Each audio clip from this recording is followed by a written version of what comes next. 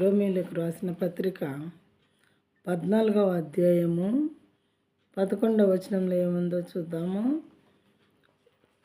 For it is return, as I live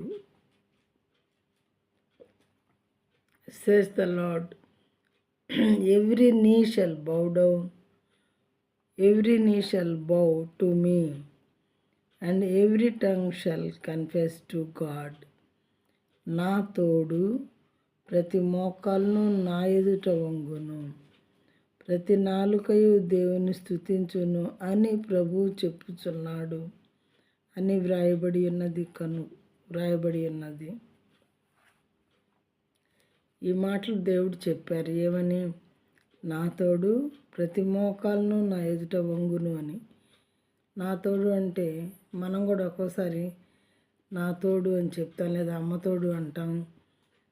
రకరకాల ఒట్లు రకరకాల మనుషులు వేస్తూ ఉంటారు ప్రియమైన వాళ్ళారా.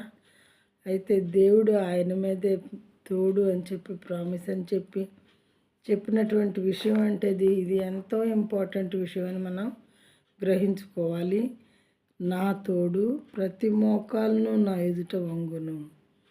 ప్రతి మోకాలు, భూప్రపంచంలో ఉన్నటువంటి ప్రతి మోకాలు ఆయన ఎదుట ఇప్పుడు వంగకపోవచ్చు, కానీ వంగే రోజు వస్తుంది అని దీని యొక్క మీనింగ్ అనమాట. నా తోడు ప్రతి మోకాలను నా ఎదుట వంగును. దేవుడు ఒక మాట చెప్పారు అని అంటే అది జరగకుండా ఎట్టి పరిస్థితిలో ఉండదు. ఎందుకు అని అంటే ఆయన దేవుడు కాబట్టి. ప్రతి నాలుకయు నా దేవుని స్తుతించును. మోకాళ్ళు వంగటమే కాదు, దేవుని ఎదుట ప్రతి నాలుక కూడా దేవుని స్తుతిస్తుంది అని రాయబడి ఉన్నది ప్రియమైన వాళ్ళారా. అలాంటి రోజులు ముందు మనం చూడబోతున్నాము అని దీని యొక్క మీనింగ్ అని నేను అనుకుంటున్నాను.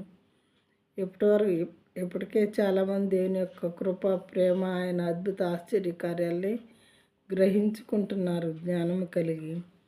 ఇక ముందు కూడా ఇలాంటివి మరి ఎక్కువగా జరుగుతాయని నేను అనుకుంటున్నాను. ఎందుకంటే వాక్యాన్ని నమ్ముతున్నాను కాబట్టి.